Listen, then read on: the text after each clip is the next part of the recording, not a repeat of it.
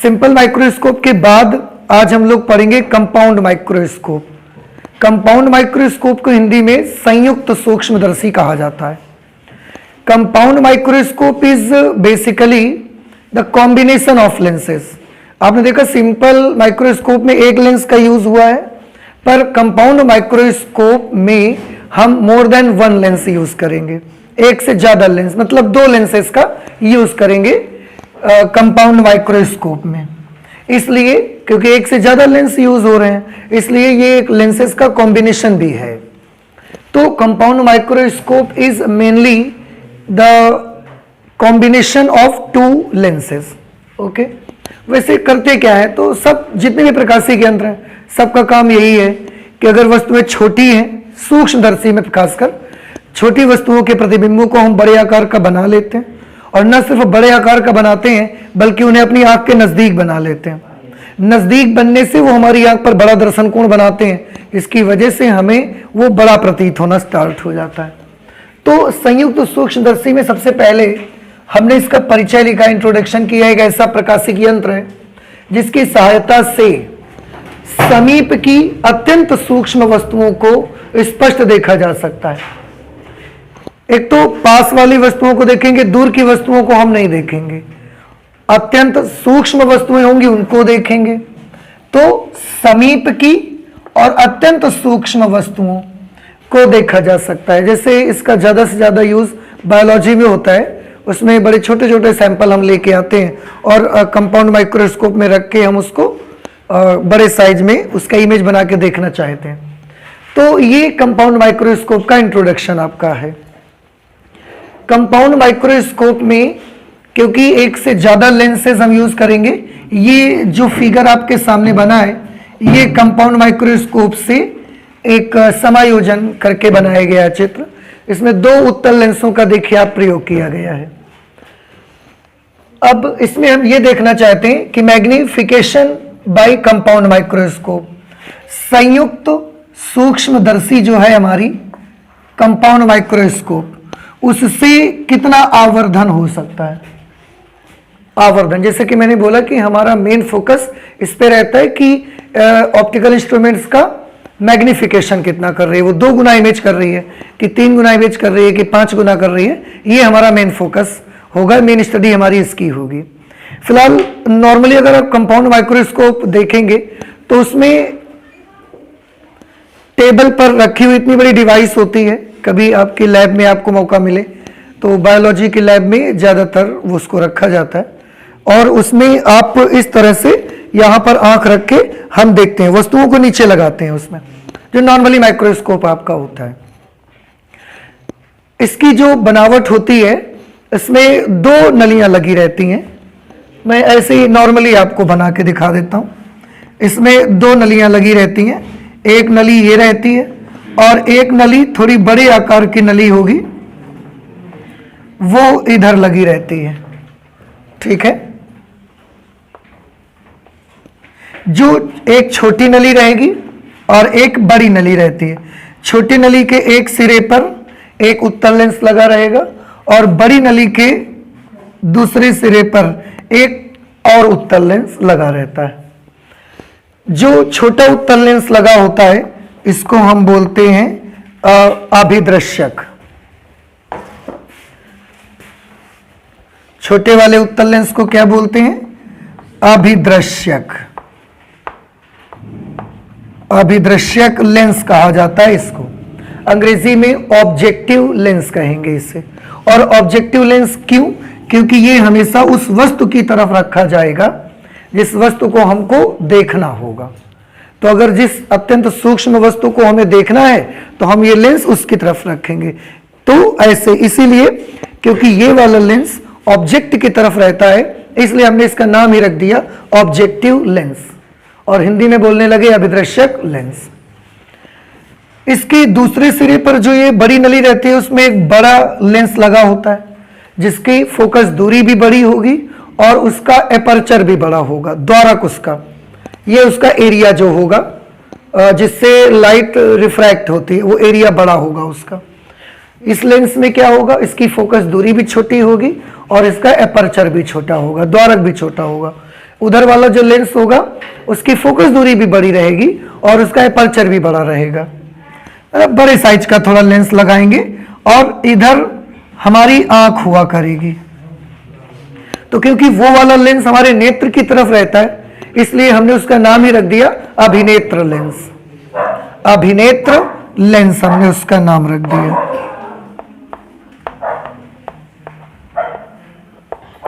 या आप चाहें तो उसको नेत्रिका भी कह सकते हैं। अभिनेत्र लेंस या नेत्रिका भी आप उसको कह सकते हैं। क्यों? क्योंकि वो आंख की तरफ रहेगा हमेशा, और इसको अभिदर्शक या ऑब्जेक्टिव कहते हैं क्योंकि हमेशा ऑब्जेक्ट की तरफ रहेगा, ऑब्जेक्ट की तरफ। ठीक, ये जो नली, छोटी नली और बड़ी नली जो होती है, इनमें इतना बढ़िया अरेंजमेंट होता है कि हम छोटी नली और बड़ी नली को आगे पीछे भी खिसका सकते हैं एक दूसरे के अंदर। जैसे ये बड़ी नली है और ये छोटी नली है, एक तरफ उत्तल लेंस इधर लगा, एक तरफ उत्तल लेंस उधर लगा, पर अरेंजमेंट ऐसी है कि हम चाहें तो इसको इसी के अंदर थोड़ा सा आगे या थोड़ा सा पीछे नली को हम लेके जा सकते हैं। तो हम इनके बीच की दूरी को कम भी कर सकते हैं और हम इनके बीच की दूरी को थोड़ा बढ़ा भी सकते हैं, क्योंकि छोटी नली को बड़ी नली के भीतर आगे या पीछे खिसकाया जा सकता है। ऐसी अरेंजमेंट रहती है। एक व्यवस्था और होती है, ये आगे पीछे खिसका सकते हैं और इसमें लेंसेज को घुमाने का भी अरेंजमेंट रहता है। ऐसा ऐसा हम उसको घुमा भी सकते हैं लेंस को, और घुमाने से भी थोड़ा सा आगे या पीछे चला जाता है वो। ठीक है, तो इस व्यवस्था को ना बोला जाता है दंतुर दंड चक्र व्यवस्था, रैक पिनियन अरेंजमेंट इसको कहते हैं, रैक पिनियन अरेंजमेंट। ठीक है, हिंदी में दंतुर दंड चक्र व्यवस्था कहा जाता है। ये इस तरीके का ये सब बना रहता है और इससे हम देखने का काम करते हैं। अभी नॉर्मल एक आइडिया आपको मिल गया होगा। तो अब हम ये जानना चाहते हैं कि इससे हम मैग्निफिकेशन कैसे करेंगे, मैग्निफिकेशन कैसे करेंगे। इसमें और एक चीज, अगर आप इसकी बनावट पे जाओगे तो एक चीज और लिखा रहता है कि नेत्रिका के फोकस पर क्रॉस तार लगे होते हैं। नेत्रिका का जो फोकस होता है, नेत्रिका भी एक लेंस है, इसका कहीं मुख्य फोकस होगा, उस जगह क्रॉस तार लगे रहते हैं। क्रॉस तार से क्या होता है, हमें ये आइडिया मिलता है कि हमें वस्तु की इमेज इसी पॉइंट पर बनानी है। क्यों? क्योंकि फोकस हमको साफ दिखेगा, और अगर इमेज हमने उस पॉइंट पर बना लिया तो हमको इमेज भी साफ दिखना स्टार्ट हो जाएगी। फिलहाल ये सब कंस्ट्रक्शन का पार्ट है। जैसे कि मैंने बोला, हमारा मेन मकसद है इसका मैग्निफिकेशन पढ़ना। तो माइक्रोस्कोप का मैग्निफिकेशन, ये मैंने एक फिगर बना के रखा है। इसमें भी हम दो तरह के समायोजन कर सकते हैं, जैसे हमने सिंपल माइक्रोस्कोप में किए थे। दो तरह के समायोजनों में एक समायोजन हम कर सकते हैं जब अंतिम प्रतिबिंब स्पष्ट दृष्टि की न्यूनतम दूरी पर बने, और दूसरा हम सेटिंग कर सकते हैं कि जब अंतिम प्रतिबिंब अनंत पर बने। दोनों समायोजनों में डिफरेंस क्या है, एक फायदा है और एक नुकसान दोनों में है। तो जब अंतिम प्रतिबिंब स्पष्ट दृष्टि की न्यूनतम दूरी पर बने, इसका फायदा क्या है? आंसर है, वस्तु की जो इमेज बनेगी आपको वो सबसे ज्यादा क्लियर दिखेगी, आपको सबसे ज्यादा क्लियर दिखेगी। और प्रॉब्लम क्या है? तो आंसर है, प्रॉब्लम ये है कि जब अंतिम प्रतिबिंब स्पष्ट दृष्टि की न्यूनतम दूरी पर बनता है तो हमारे नजदीक बनता है, 25 सेंटीमीटर डिस्टेंस पर बनता है, जिसकी वजह से अगर माइक्रोस्कोप में बाई चांस मुझे 3 घंटे 4 घंटे 5 घंटे एक साथ वर्क करना पड़ गया तो हमारी आंख की मसल्स जो होती है वो थक जाएंगी और प्रॉब्लम होगी, हमें आंख दर्द होने शुरू हो जाएगी, आंसू आ सकते हैं, इस तरीके की प्रॉब्लम हो सकती है आपको। ये इसकी प्रॉब्लम है। अच्छाई है कि क्लियर विजन मिलेगा, आपको स्पष्ट दिखेगा, और प्रॉब्लम ये है कि आपको अगर थोड़ा ज्यादा देर तक काम करना पड़ गया तो आपकी आंखों की मसल्स, सिलियरी मसल्स टायर्ड हो जाएंगी, थक जाएंगी। दूसरा, जब हम समायोजन करते हैं अंतिम प्रतिबिंब अनंतता पर बने, उसमें हमारा जितना क्लियर इस वाली सेटिंग में दिखेगा उतना क्लियर उस वाली सेटिंग में नहीं दिखेगा। दिखेगा आपको, ऐसा नहीं कि दिखना बंद हो जाएगा, दिखेगा, पर वो वाली सेटिंग थोड़ी सी उसमें कम क्लियरनेस आएगी।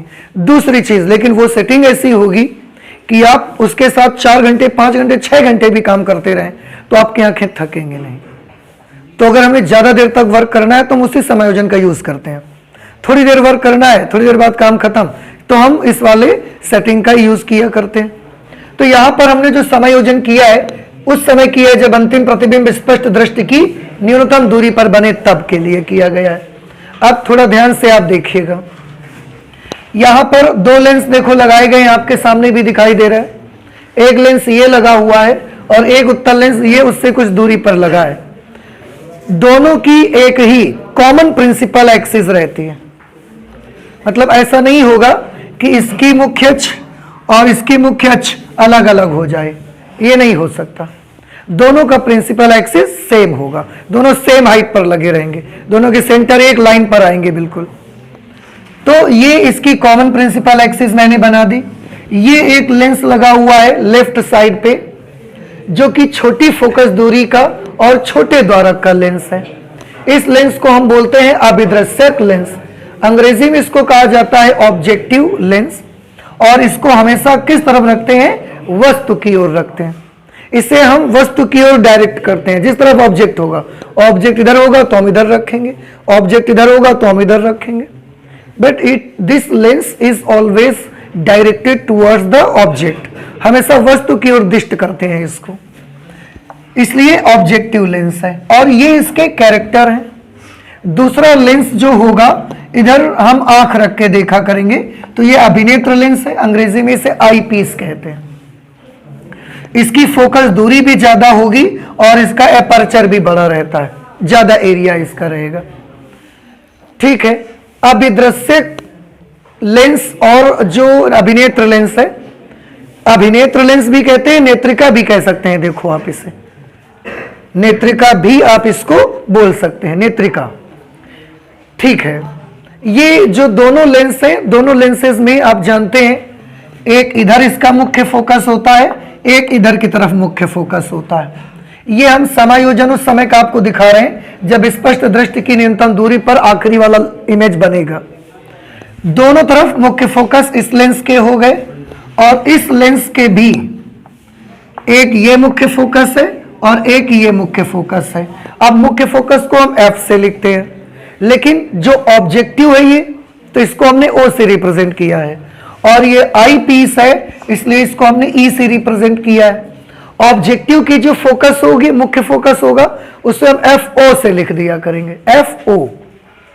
F फॉर फोकस और O फॉर ऑब्जेक्टिव लेंस। तो क्योंकि ये किसका प्रिंसिपल फोकस है? ऑब्जेक्टिव लेंस का, इसलिए हमने इसको FO लिख दिया। इधर भी एक होगा तो इधर भी FO लिख दिया। ये आई पीस है, इसका एक प्रिंसिपल फोकस यहां पर है तो FE, और एक प्रिंसिपल फोकस यहां पर है तो FE। F for focus and E for eyepiece. ठीक है, अच्छा, इसके बाद हम वस्तु को रखेंगे ऑब्जेक्टिव की तरफ, ऑब्जेक्टिव की ओर हम वस्तु को रखेंगे। ऑब्जेक्टिव की ओर अगर हम वस्तु को रखेंगे तो एक चीज आप याद रखेंगे, वस्तु को हमेशा ऑब्जेक्टिव का जो प्रिंसिपल फोकस होगा इससे जस्ट बाहर रखेंगे। इसके बाहर ही आपकी वस्तु होनी चाहिए, और ऐसा नहीं कि बहुत दूर बाहर ले जाओ, थोड़ा सा ही बाहर हम यहां पर वस्तु को रख देंगे। ठीक है, तो ये हमने यहां पर ऑब्जेक्ट रख दिया, और ये ऑब्जेक्ट समीप है और अत्यंत सूक्ष्म है, तो हमने इसको छोटा सा ऑब्जेक्ट यहां पर बना दिया। देखिए, ठीक। अब इसकी हम इमेज बनाना चाहते हैं, तो इसकी इमेज 2 जगह से बनाएंगे हम। एक बनाएगा ये ऑब्जेक्टिव लेंस, और दूसरा फिर उसके बाद उसकी इमेज बनाएगा ये हमारा अभिनेत्र लेंस। तो इमेज फॉर्मेशन के हमने रूल्स अप्लाई किए। पहले तो एक प्रकाश किरण ले गए जो कि मुख्य अक्ष के समांतर है। ये देखिए, ये प्रकाश किरण कहां से होकर जाएगी? अपवर्तन के बाद मुख्य फोकस से होकर निकल जाएगी, सीधी चली गई। एक दूसरी लाइट रे हमने यहां से ली जो कि ऑप्टिकल सेंटर से होकर के जाएगी।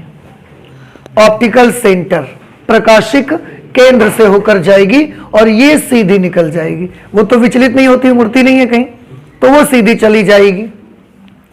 दोनों किरणें जाकर ये एक पॉइंट आया, इस पॉइंट पर दोनों रेज ने एक दूसरे को इंटरसेक्ट किया। इस तरह से यहां पर इमेज बन गया किसका, इस वस्तु का इमेज यहां पर ये बन जाएगा। ये समझ आया? तो ये इमेज किसका इमेज है? ऑब्जेक्ट ए बी का।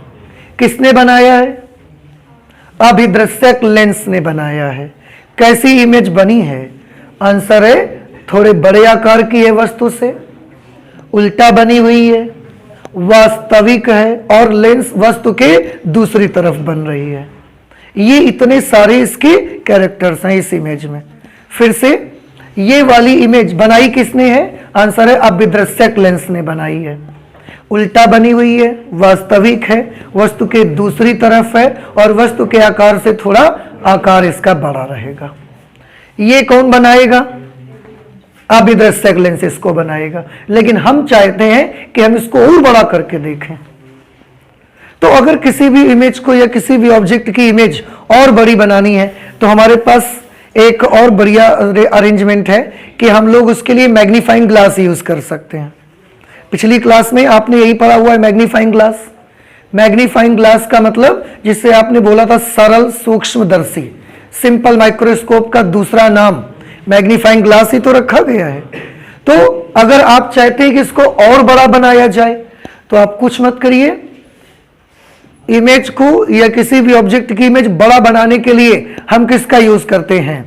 Answer magnifying glass. तो एक मैग्नीफाइंग ग्लास रखो और वो इसको क्या कर देगा? और बड़ा कर देगा। तो हमने यहां पर मैग्नीफाइंग ग्लास को लगा दिया, मैग्नीफाइंग ग्लास यहां रख दिया। तो ये जो अभिनेत्र लेंस जिसको आप बोल रहे हैं ना, actually this is magnifying glass, this simple microscope. ये कोई नई चीज नहीं है। ये जो आप देख रहे हैं, क्योंकि इसका यूज हम इसे बड़ा करने के लिए कर रहे हैं, तो ये सिंपल सा ये सिंपल माइक्रोस्कोप है, मैग्नीफाइंग ग्लास है। आप याद रख लीजिए, ये मेनली क्या लगाया है मैंने, आप ये मान सकते हैं, आप सिंपल माइक्रोस्कोप भी लिख सकते हैं और आप इसे मैग्नीफाइंग ग्लास भी लिख सकते हैं।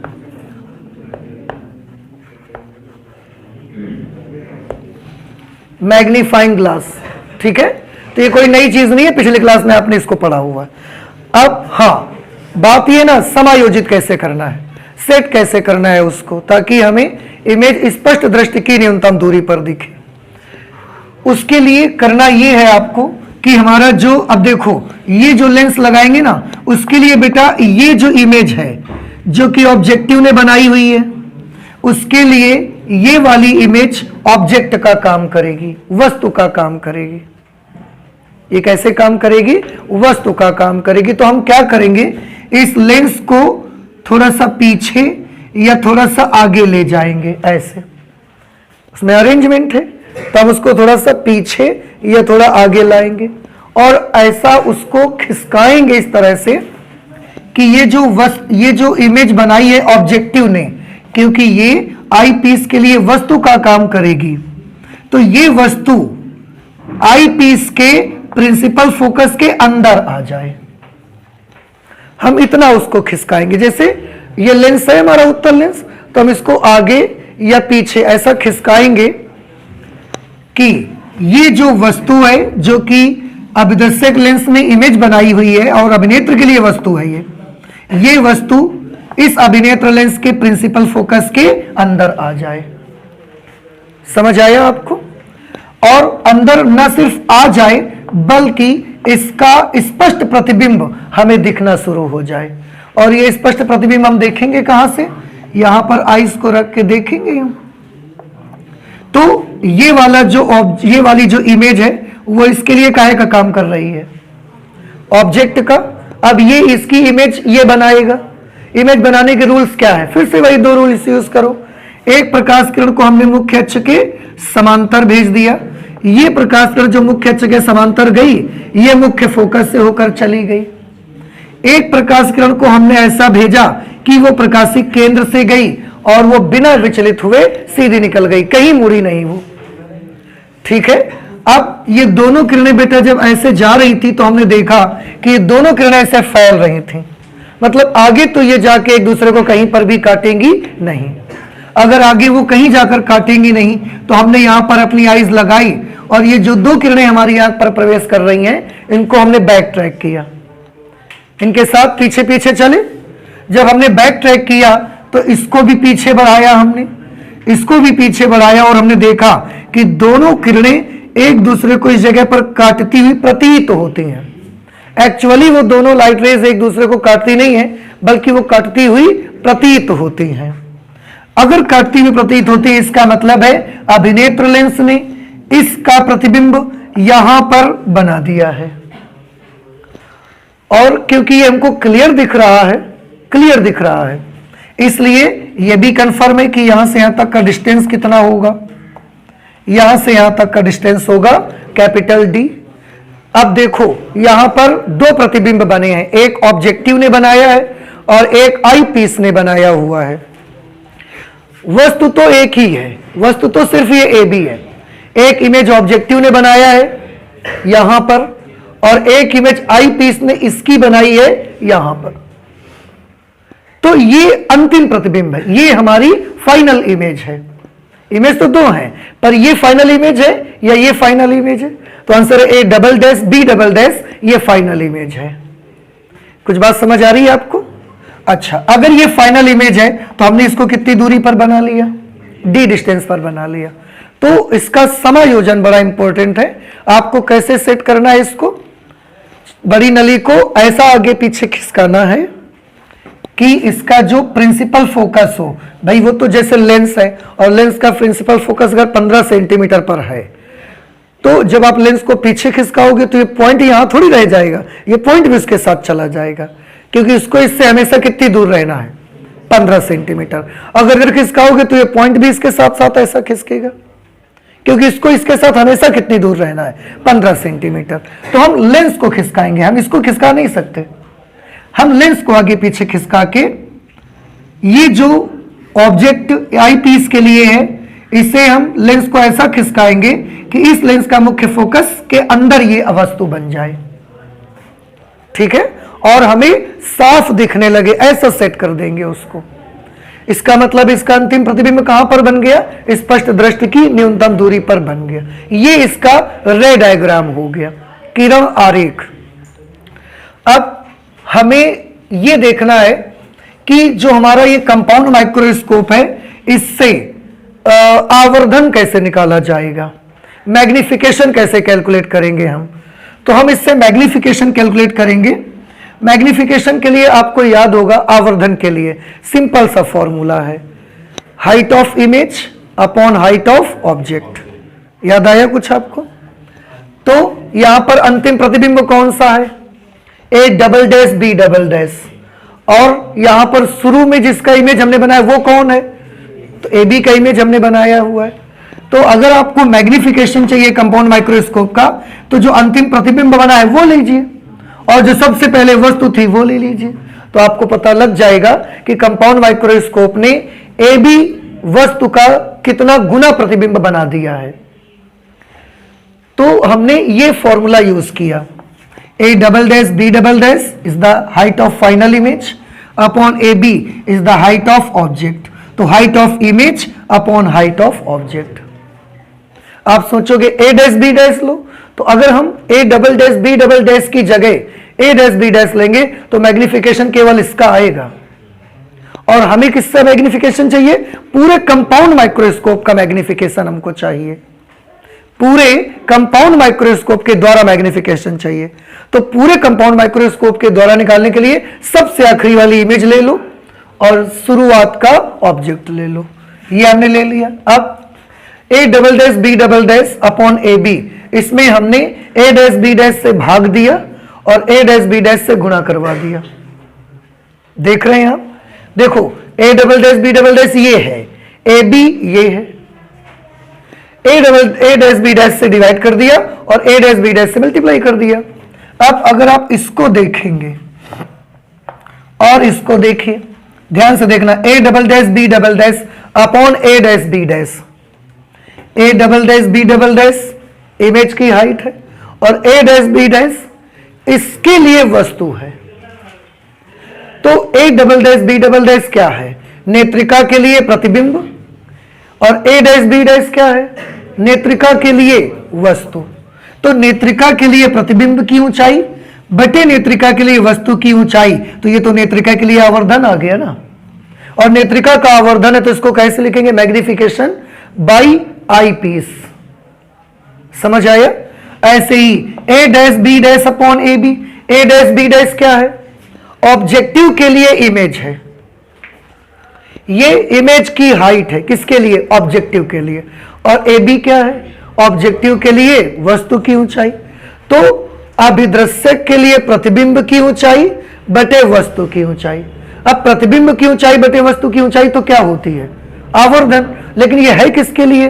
अभिदृश्यक के लिए। तो मैग्निफिकेशन बाई ऑब्जेक्टिव लेंस।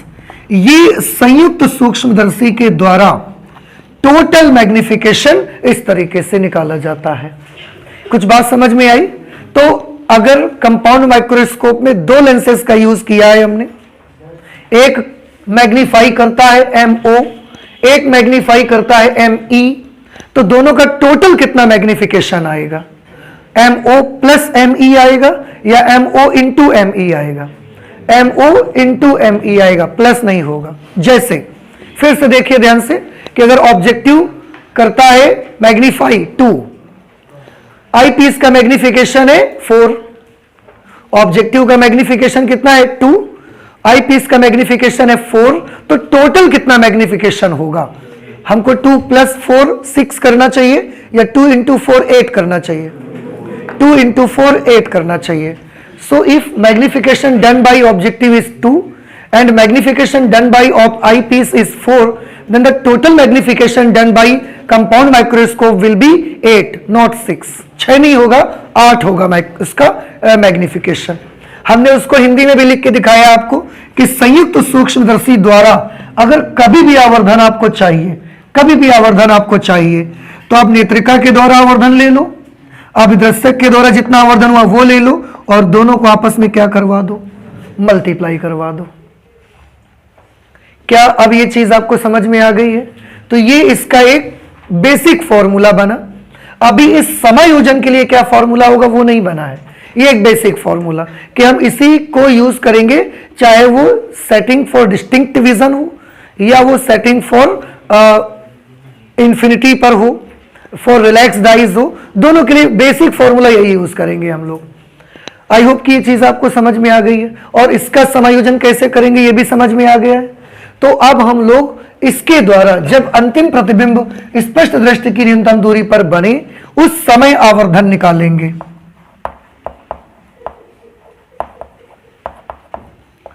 आवर्धन के लिए हम कैपिटल M का इस्तेमाल करेंगे। क्यों? क्योंकि यहां पर एक से ज्यादा लेंसेज यूज होने लगे अब तो। अच्छा, फॉर्मूला क्या होगा? MO into ME। Basic formula तो यही है, इसी का हम इस्तेमाल करेंगे। अब थोड़ा ध्यान से देखिएगा, MO into ME। MO is what? MO is magnification done by objective lens, अभिदृश्यक के द्वारा किया गया आवर्धन। बताओ, अभिदृश्यक के द्वारा किया गया आवर्धन। आवर्धन हम दो तरह से वैसे निकालते हैं। एक आवर्धन निकालते हैं प्रतिबिंब की ऊंचाई बटे वस्तु की ऊंचाई से, और एक आपको याद होगा निकालते हैं V अपॉन U से, image distance upon object distance. याद आ रहा है भाई? HI अपॉन HO भी करते हैं, V अपॉन U भी तो करते हैं, और फिर निशान उनके मुताबिक ले लेते हैं। तो यहां पर ना हम V अपॉन U से निकालना चाहेंगे, image distance upon object distance. और पहले MO निकलवाओ। MO का क्या मतलब है? Magnification done by objective. इसके लिए ऊपर क्या लिखनी पड़ेगी? इमेज डिस्टेंस, और नीचे क्या लिखनी पड़ेगी? Object distance. तो प्लीज बताइए इसके लिए इमेज कहां पर है? इसके लिए इमेज यहां पर है, तो यहां से और यहां तक का डिस्टेंस कितना होगा? Image distance. इमेज डिस्टेंस को किससे प्रदर्शित करते हैं? V से, और क्योंकि ये ऑब्जेक्टिव के लिए है तो हमने इसको क्या लिख दिया? VO। और इसके लिए वस्तु कौन है? ये AB वस्तु है, तो यहां से और वस्तु तक की दूरी कितनी होगी? U, क्योंकि ऑब्जेक्टिव लेंस से वस्तु की दूरी है, इसलिए हम इसको क्या लिखते हैं, यूओ। ठीक है, तो ऑब्जेक्टिव के लिए आवर्धन क्या बनेगा, VO upon UO, VO upon UO. अब वीओ को राइट साइड में मेजर किया जा रहा है तो पॉजिटिव, और यूओ को लेफ्ट साइड में मेजर कर रहे हैं तो negative. ME magnification done by eyepiece, इसमें कोई प्रॉब्लम नहीं है, ये बड़ा आसान है। क्यों? क्योंकि आई पीस एक्चुअली क्या चीज है, आई पीस एक्चुअली सिंपल माइक्रोस्कोप है। This is simply the magnifying glass and you have already done the magnification bye simple microscope. Simple microscope से कितना मैग्निफिकेशन होगा जब अंतिम प्रतिबिंब स्पष्ट दृष्टि की न्यूनतम दूरी पर बनेगा उस वक्त, ये हम पहले ही कर चुके हैं। कितना मैग्निफिकेशन आता है, 1 + d अपॉन f। तो इसमें हमें कुछ एक्स्ट्रा करने की आवश्यकता नहीं है, सीधे वही फॉर्मूला नोट कर दो बस आप, 1 + d अपॉन f। ये d क्या चीज है, इसमें स्पष्ट दृष्टि की न्यूनतम दूरी, नेत्रिका से जितनी डिस्टेंस पर यह बना हुआ है, और f इसमें क्या चीज है, नेत्रिका की फोकस दूरी, और इसको हम रिप्रेजेंट किससे करेंगे, FE से रिप्रेजेंट करेंगे। इसलिए m का जो फॉर्मूला बनेगा that will be -VO upon UO 1 + d upon FE। ये मैग्निफिकेशन आ गया कि जब अंतिम प्रतिबिंब स्पष्ट दृष्टि की न्यूनतम दूरी पर बनता है। ये माइनस का निशान यहां क्या बताता है आपको, माइनस का निशान हमको यह बताता है कि जो अंतिम प्रतिबिंब है आपका वो उल्टा बना हुआ है। याद रखिए, ऋण चिन्ह प्रदर्शित करता है कि अंतिम प्रतिबिंब उल्टा है, और आप देखें वाकई में उल्टा है। वस्तु कैसी थी, ऐसी, और जो फाइनल इमेज बनी हुई है वो ऐसा नीचे की तरफ है। तो जो माइनस साइन है वो आपको ये प्रदर्शित करता है कि अंतिम प्रतिबिंब उल्टा बना हुआ है। ठीक है, अच्छा, एग्जामिनेशन में या कभी कभी इस सिचुएशन पे आपसे यह भी पूछा जा सकता है कि जब अंतिम प्रतिबिंब स्पष्ट दृष्टि की न्यूनतम दूरी पर बनेगा उस समय सूक्ष्मदर्शी की लंबाई क्या होती है, सूक्ष्मदर्शी की लंबाई।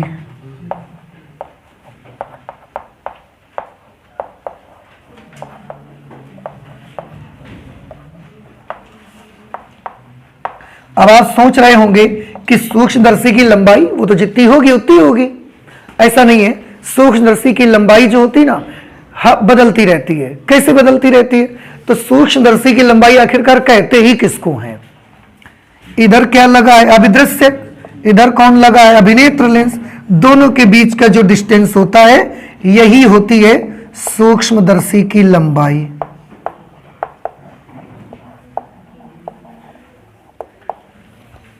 अब हमने यहां समायोजन करते वक्त नलियों को आगे पीछे खिसकाया है, तो थोड़ी छोटी भी हो सकती है अगर पास लाएंगे, और ऐसा फैला देंगे तो थोड़ी सी बड़ी भी हो सकती है। तो कंपाउंड माइक्रोस्कोप में for each and every setting the length of compound microscope will be different.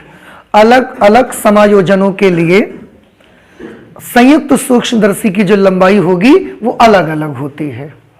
इस समायोजन में लंबाई कितनी होगी, तो मैंने क्या बोला, सूक्ष्मदर्शी की लंबाई बोलते ही किसको हैं आप, अभिनेत्र लेंस और अभिदृश्यक दोनों के बीच की दूरी निकाल लो, उसी को बोलेंगे। तो देखो कितनी दूरी है दोनों के बीच की, दोनों के बीच का डिस्टेंस। एक चीज और देखिए, VO ये क्या है बता सकते हैं आप मुझे,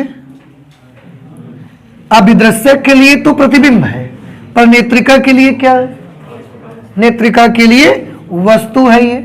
तो अगर नेत्रिका के लिए वस्तु है तो ये वाला डिस्टेंस क्या होगा, आंसर है डिस्टेंस U होगा, और उसके साथ में क्या लगेगा, UE, क्योंकि नेत्रिका के लिए वस्तु है।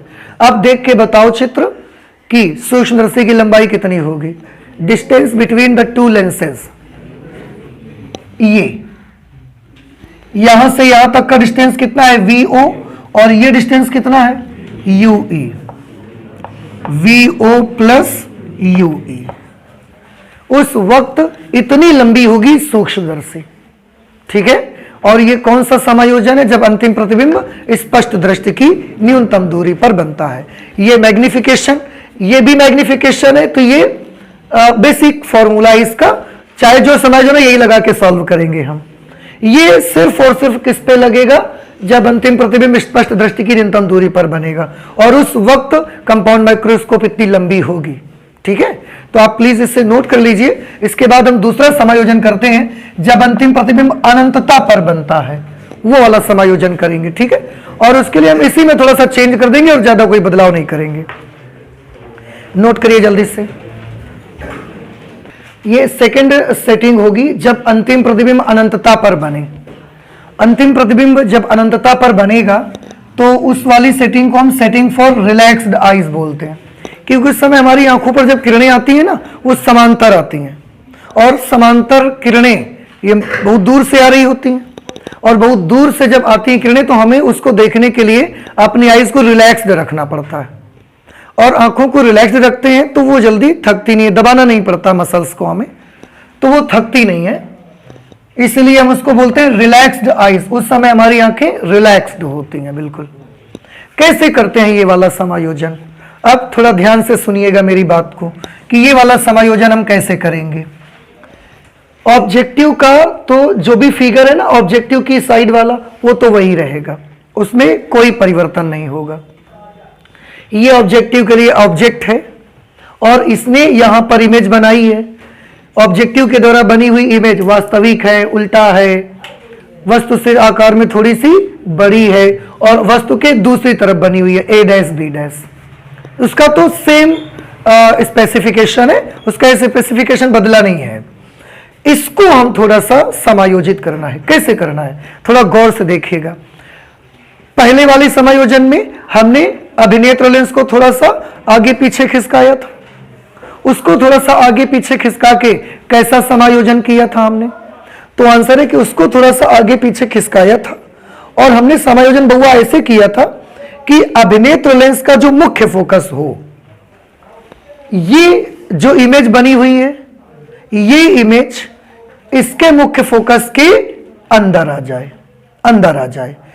तो हमने उसको इतना ऐसे आगे पीछे खिसकाया ताकि इसका मुख्य फोकस यहां पर आ जाए। अभी आपने बनाया है तो आपने देखा था इसका मुख्य फोकस यहां पर था, और ये जो प्रतिबिंब ऑब्जेक्ट ने बनाया है वो उसके मुख्य फोकस के भीतर पड़ जाता था। ठीक, तो पहले मुख्य फोकस कहां पर था? इस जगह पर था, FE। अब हम क्या करेंगे? अब हम ऐसा करेंगे, देखो आप क्या चाहते हो, रिलैक्स्ड आईज, और रिलैक्स्ड आईज कब रहेंगे? जब अंतिम प्रतिबिंब कहां पर बनेगा? अनंत पर बनेगा। अंतिम प्रतिबिंब अनंत पर बने तो उत्तल लेंस से प्रतिबिंब अनंत पर बने, इसके लिए क्या जरूरी है? आंसर है इसके लिए जरूरी है कि वस्तु को मुख्य फोकस पर होना चाहिए। याद करिए थोड़ा सा, मुख्य फोकस पर अगर वस्तु होगी तो वो प्रतिबिंब कहां बना देगी? इन्फिनिटी पर। तो हम चाहते हैं कि ये नेत्रिका जब प्रतिबिंब बनाए तो इसके सामने जो वस्तु रखी हो वो कहां रखी हो? मुख्य फोकस पर रखी हो। अब इसके लिए वस्तु का काम कौन करेगा? ये वाला A डैश B डैश। तो हम चाहते हैं कि इसके सामने जो ये A डैश B डैश है वो इसके मुख्य फोकस पर आ जाए। अब देखो, अभी जो सेटिंग आपने की है उसमें ये मुख्य फोकस है। हम चाहते हैं कि इसको कुछ ऐसा आगे पीछे खिसकाया जाए कि इसका मुख्य फोकस शिफ्ट होके इसी जगह पर आ जाए। समझ रहे हैं? अगर ये मुख्य फोकस यहां पर आ गया तो ये जो इमेज ऑब्जेक्टिव ने बनाई है, ये इमेज कहां पर बन जाएगी? आंसर है नेत्रिका के मुख्य फोकस पर, जो कि नेत्रिका के लिए किसका काम करेगी? वस्तु का। तो नेत्रिका के लिए वस्तु कहां पर होगी? मुख्य फोकस पर। अब अगर नेत्रिका के लिए वस्तु मुख्य फोकस पर हो जाएगी तो नेत्रिका उठा के उसका प्रतिबिंब कहां भेज देगा? इन्फिनिटी पर भेज देगा। तो अब आप मुझे बताइए इसको क्या किया जाए? हम इसे थोड़ा सा लेफ्ट में खिसकाएं या थोड़ा सा राइट में खिसकाएं? सोचो और बताओ। अभी जो सेटिंग आपने की है उसके मुताबिक ये इसका प्रिंसिपल फोकस है।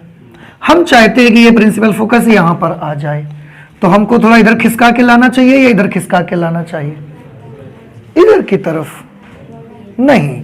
देखो ये लेंस है और यहां प्रिंसिपल फोकस है। मैंने बोला लेंस और प्रिंसिपल फोकस, आप लेंस उधर ले जाओगे तो ये भी साथ साथ चला जाएगा, आप इधर ले जाओगे तो ये भी साथ साथ आ जाएगा, पर रहेगा हमेशा फिक्स डिस्टेंस। अभी यहां पर हम इसको यहां लाना चाहते हैं तो ऐसा खिसका देंगे तो नहीं आ जाएगा, तो किधर की तरफ ले जाना पड़ेगा हमको, थोड़ा राइट साइड में खिसकाना पड़ेगा। तो फिर से हमने समायोजन किया और पहले की तुलना में जो आई पीस हमारा उसको थोड़ा और पीछे खिसका दिया। और कितना पीछे खिसका दिया, इतना पीछे खिसका दिया कि ये एफ ई खिसकते खिसकते खिसकते खिसकते यहां पर आ गया और अब ये यहां नहीं है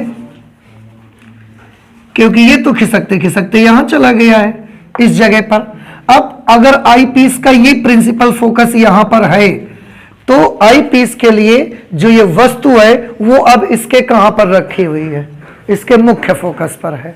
और अगर आई पीस के लिए वस्तु मुख्य फोकस पर है तो आई पीस उसका प्रतिबिंब कहां बना दिया करेगा, अनंत पर बना देगा। फिर हमने इमेज बनाई, एक प्रकाश किरण मुख्य अक्ष के समांतर भेजा, एक प्रकाशी केंद्र से भेजा, मुख्य अक्ष के समांतर जाने वाली प्रकाश किरण मुख्य फोकस से होकर चली गई और जो ऑप्टिकल सेंटर से जा रही है वो सीधी निकल गई बिना विचलित हुए, ऐसे विदाउट डेविएशन, इस तरह से। अब आगे हमने देखा कि इसकी इमेज कहां बनेगी। इमेज देखने के लिए हम यहां पर खड़े हो गए आंख रख के अपनी, मतलब उसके सामने जाकर के ऐसे खड़े हो गए। आंख रख के मतलब कि आंख निकाल के थोड़ी रख देंगे, आंख रखने का मतलब उसके सामने हम जाके ऐसे खड़े हो गए। अब अगर हम उसके सामने जाकर खड़े हो गए तो हमने देखा कि दोनों लाइट रेज हमारी आंख पर जा रही हैं, लेकिन ये दोनों लाइट रेज आपस में कैसी हैं, समांतर। अगर ये समांतर लाइट रेज हैं तो बेटा उधर जाके तो कहीं ने काटना नहीं है, तो हमने क्या किया, इनको बैक ट्रैक किया, पीछे बढ़ाया। लेकिन क्योंकि वो समांतर हैं इसलिए पीछे भी वो एक दूसरे को कहीं पर नहीं काटेंगी,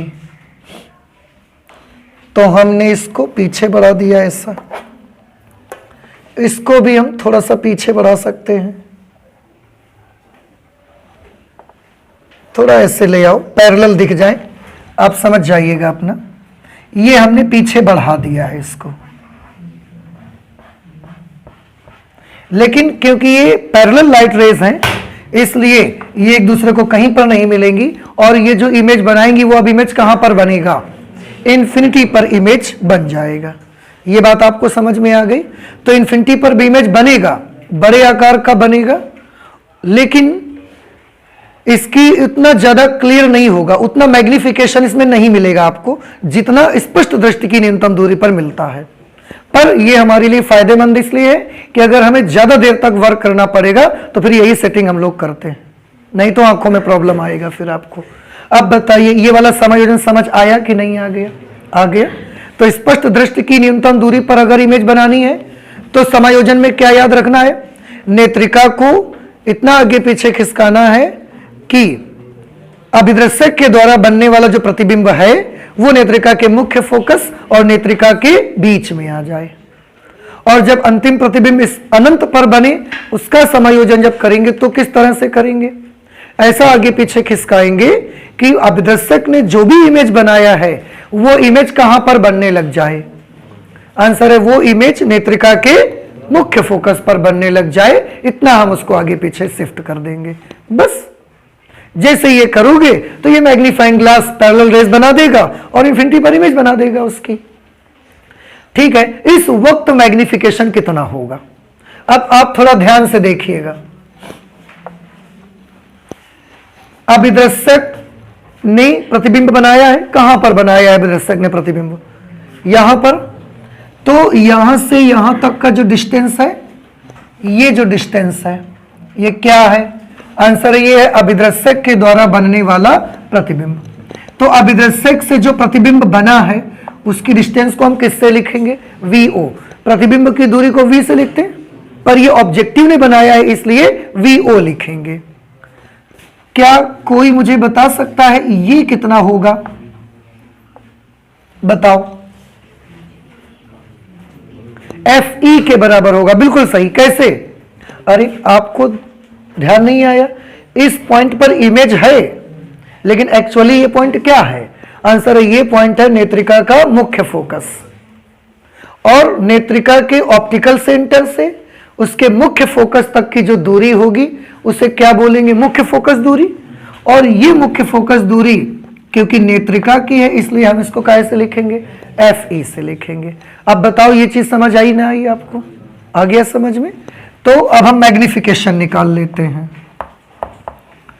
इस वक्त आवर्धन कितना मिलेगा आपको, capital M। Again we will use the formula magnification done by objective lens into magnification done by eyepiece.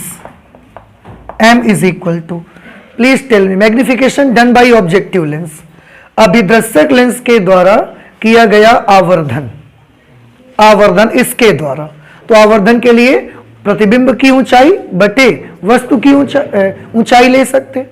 एक और हम क्या ले सकते हैं, प्रतिबिंब की दूरी बटे वस्तु की दूरी, V अपॉन U करते हैं ना। तो इसके लिए V का मान बताओ, VO, इसके लिए U की वैल्यू बताओ, UO। तो VO upon UO, which one will be positive and which one will be negative, कौन सा वाला इसमें प्लस होगा और कौन सा माइनस होगा।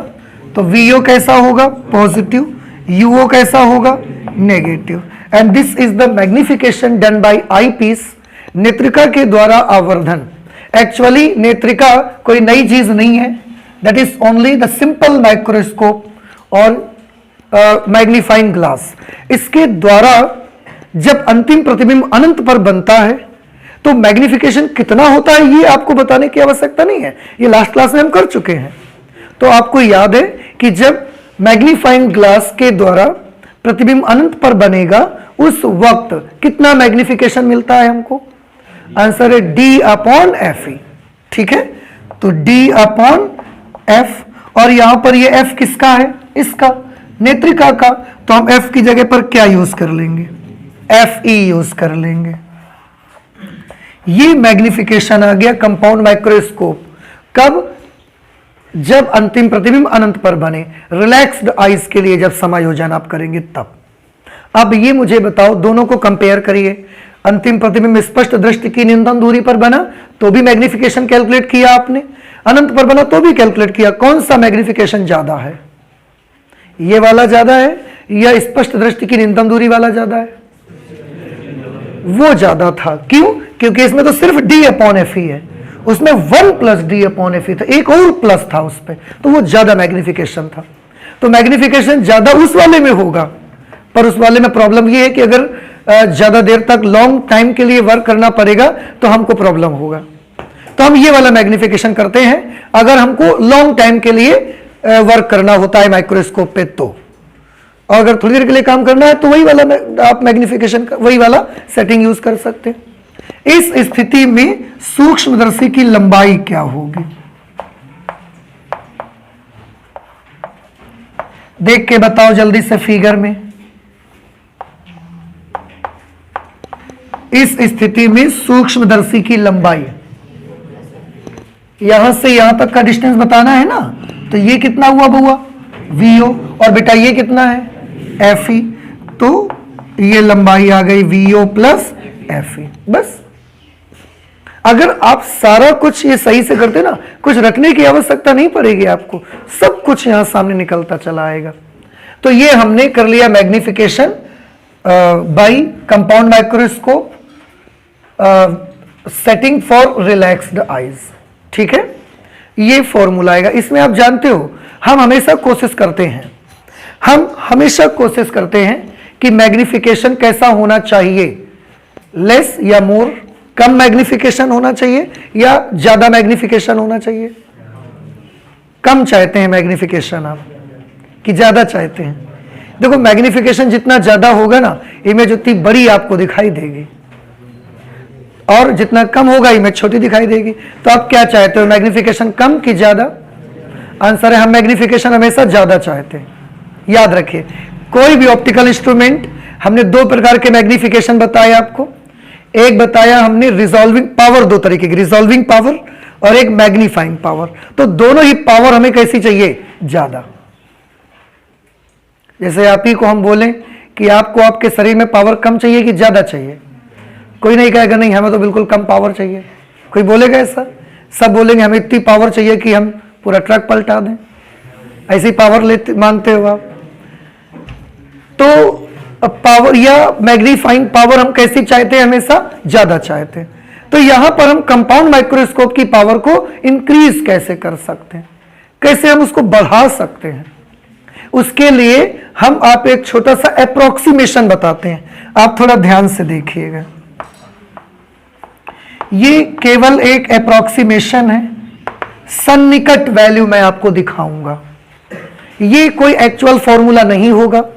आवर्धन के लिए यूज आप यही वाले फॉर्मूले करेंगे, वो मैं केवल इसलिए समझा रहा हूं आपको ताकि आप ये जान पाएं, ताकि आप ये समझ पाएं कि मैग्निफिकेशन इंक्रीज कैसे कर सकते हैं कंपाउंड माइक्रोस्कोप का। तो थोड़ा ध्यान से सभी बच्चे देखेंगे जरा।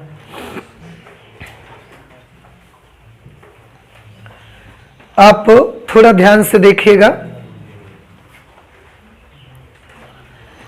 यहां पर VO और UO आ रहा है। जब हमने ये वाली सेटिंग की, आप देखो यहां जो लेंस लगाए जाते हैं, ये दोनों ही लेंस बड़े छोटे छोटे लेंस होते हैं। क्यों? इधर आपको क्या रखनी है, आपकी आंख, तो बस आंख है कि इतना लेंस हो ही जाए।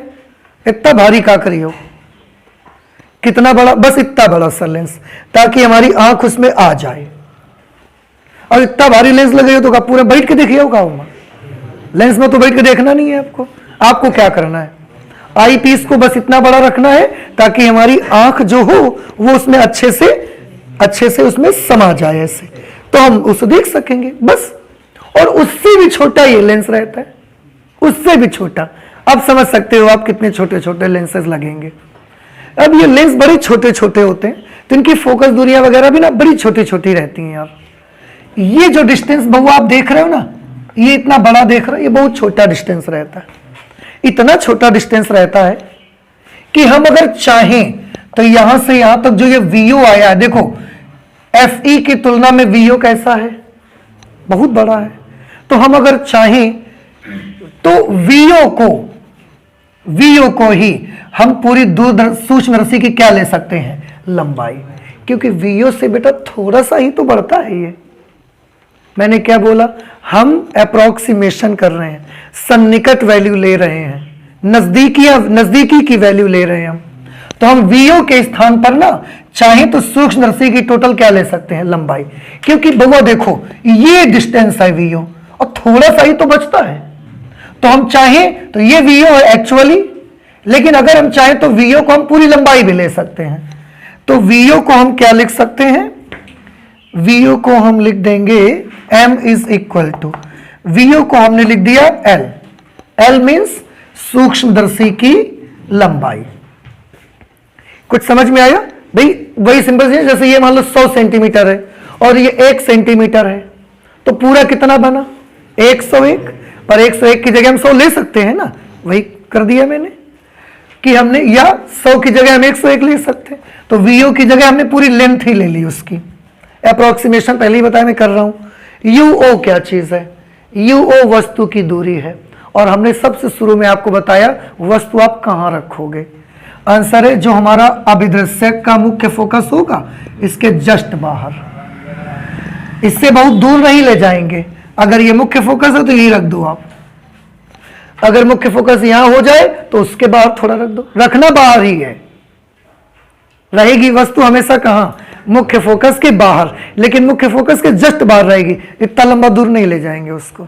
तो अब आपको नहीं लगता कि अगर इसके जस्ट बाहर ही हमको रखना है, ये अभिदर्शक की क्या होगी, फोकस दूरी, और ये अभिदर्शक से क्या है, वस्तु की दूरी। तो अभिदर्शक की फोकस दूरी और वस्तु की दूरी में कोई ज्यादा फर्क नहीं है। तो हम चाहें तो अभिदर्शक से वस्तु की दूरी वाली जगह पर क्या ले लें, अभिदर्शक की फोकस दूरी ले सकते हैं, क्योंकि दोनों बहुत छोटा सा डिफरेंस है इस वजह से। बाकी ये जो आप देख रहे हैं D/FE, ये हम ऐसा लिख देंगे वैसा का वैसा। तो ये हमने अप्रोक्सीमेशन करके एक फॉर्मूला बनाया जो आपको बताएगा कि आप किस तरह से कंपाउंड माइक्रोस्कोप का मैग्निफिकेशन ज्यादा कर सकते हो। अब आप देखो, ये अभिदर्शक की फोकस दूरी है, ये आईपीस की फोकस दूरी है, दोनों की फोकस दूरियां कैसी रखोगे ताकि मैग्निफिकेशन ज्यादा से ज्यादा मिले, कम। इसका मतलब है चाहे ऑब्जेक्टिव लेंस हो या आई पीस हो, अगर आप चाहते हैं कि कंपाउंड माइक्रोस्कोप का मैग्निफिकेशन ज्यादा से ज्यादा रहे तो दोनों की फोकस दूरियां कैसी लेनी चाहिए आपको? दोनों की फोकस दूरियां बहुत छोटी छोटी लेनी चाहिए। इसीलिए हम कंपाउंड माइक्रोस्कोप में दोनों ही लेंस बड़े छोटे छोटे लेंस लेते हैं, बड़े लेंसेज यूज नहीं करते। फोकस दूरी कैसी रखते हैं? उनकी छोटी छोटी फोकस दूरी रखते हैं। समझ आ रहा है कुछ आपको? तो इस तरीके से आप बढ़ा सकते हो। तो बताइए, कंपाउंड माइक्रोस्कोप का आवर्धन क्षमता बढ़ाने के लिए अभिदृश्यक की फोकस दूरी कैसी होनी चाहिए? छोटी। नेत्रिका की फोकस दूरी कैसी होनी चाहिए? छोटी कि बड़ी? बड़ी नहीं, छोटी होनी चाहिए। दोनों दूरियां कैसी होनी चाहिए? छोटी दूरियां होनी चाहिए दोनों। अब दोनों छोटी हो तो ये कैसे हो सकता है? दोनों कैसे छोटी हो जाएंगी? तो ठीक है, एक को हम रख लेंगे 2 सेंटीमीटर, एक को रख लेंगे 1 सेंटीमीटर, दोनों छोटे हैं। उनमें से भी तो एक को छोटा एक को बड़ा करना है ना हमको, तो एक को 2 सेंटीमीटर फोकस दूरी का ले लेंगे और एक को ले लिया 1 सेंटीमीटर का, या एक को ले लिया 5 सेंटीमीटर, दूसरे को ले लिया 1 सेंटीमीटर हमने। तो दोनों छोटे ही तो है, 5 सेंटीमीटर बहुत बड़ी फोकस दूरी नहीं है, तो दोनों छोटी फोकस दूरियों का ही हम लेते हैं। और दोनों की फोकस दूरियों का अंतर भी कैसा होता है? बहुत कम रहेगा। अगर एक 5 ले रहे हो, वो वाला ये 1 सेंटीमीटर ले रहे हो, तो दोनों की फोकस दूरियों का डिफरेंस 4 सेंटीमीटर आ गया। बहुत बड़ा डिफरेंस नहीं आ रहा है।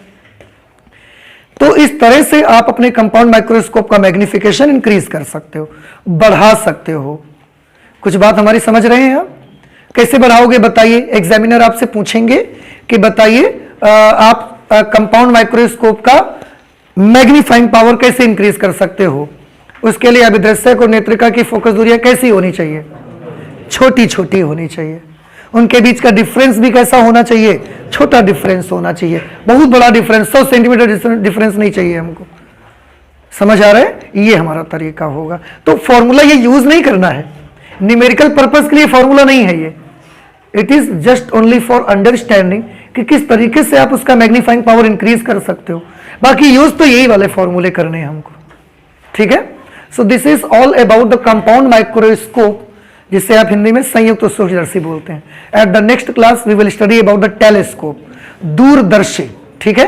And that is very interesting, so don't miss the class. Okay, तो आज इतना ही रखते हैं, चलते हैं, मिलते हैं अगली क्लास। Thank you.